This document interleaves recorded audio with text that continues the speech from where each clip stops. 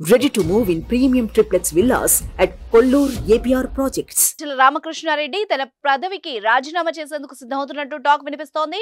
ప్రభుత్వం నుంచి జీతం తీసుకుంటున్న సలహాదారులందరికీ ఎన్నికల నియమావళి వర్తిస్తుందని తాజాగా ఎన్నికల సంఘం స్పష్టమైన ఆదేశాలు ఇచ్చింది.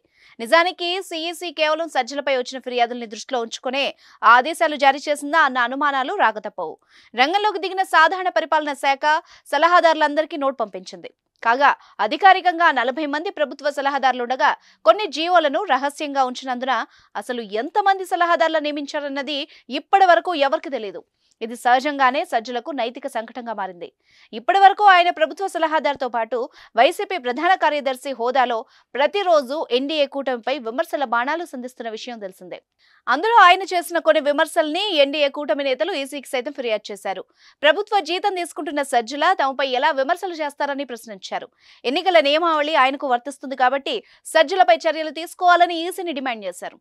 దాంతో ఇరకాటంలో పడ్డ రామకృష్ణారెడ్డి ఈ పరిస్థితిలో సలహాదారు పదవికి రాజీనామా చేయడమే మంచిదని నిర్ణయించుకున్నట్టు తెలుస్తోంది.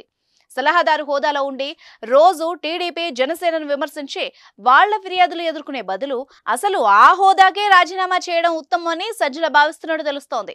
సలహాదారు పదవికి రాజీనామా చేసి పార్టీ ఆఫీస్ కేంద్రంగా ఇక పూర్తి స్థాయి రాజకీయ కార్యకలాపాలు నిర్వహించడం వల్ల అటు పార్టీకి సైతం ఉపయోగపడుతుందని ఆయన భావిస్తున్నట్టు చెప్తున్నారు. ఎలాగో ఇప్పుడు కోడ్ అమల్లో ఉన్నందువల్ల ప్రభుత్వపరమైన వ్యవహారాలు ఉండవు. ఇలాంటి వాస్తవ పరిస్థితిలో ప్రభుత్వంలో ఉండే బదులు పార్టీ నేతగానే ప్రజల ముందుకు వస్తే మంచిదన్న అభిప్రాయంతో సజ్జల ఉన్నట్టు చెప్తున్నారు. పార్టీ ప్రధాన కార్యదర్శి హోదాలో అభ్యర్థులతో సమన్వయం, ప్రచార కార్యక్రమాలు, మీడియాతో సమన్వయం వంటి పనులు చూడడం వల్ల పార్టీకి ఎక్కువ మేలు జరుగుతుందని ఆయన భావిస్తున్నట్టు పార్టీ వర్గాల సమాచారం.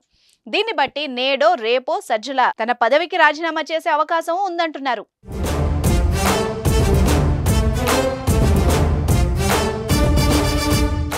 సుమన్ టీవీలో మీ పర్సనల్ అండ్ బిజినెస్ ప్రమోషన్స్ కోసం కింది నెంబర్కి కాంటాక్ట్ చేయండి.